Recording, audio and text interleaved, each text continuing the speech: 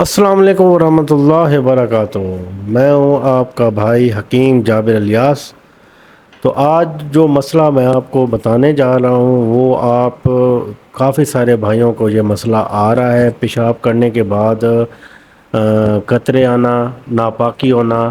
تو اس طرح کے مسئلے آ رہے ہیں۔ اس طرح کے مسائل کے جو وجوہات ہو سکتی ہے وہ ہے ٹھنڈی چیزوں کا زیادہ استعمال، اور قبض کا رہنا۔ یہ بھی اس مسئلے کا بہت بڑی وجوہات ہو سکتی ہے کہ زیادہ تر قبض جب رہتی ہے تو آپ کو اس سے بھی یہ پیشاب کے قطرے وغیرہ جو آتے ہیں وہ آتے ہیں۔ تو اس کا حل انشاءاللہ تعالی آپ کو اللہ کے حکم سے ایسی میڈیسن بنا کر دیں گے جس سے آپ بہت جلد شفا یاب ہوں گے۔ اللہ تعالیٰ آپ کو بہت جلد شفا یاب کر دے گا۔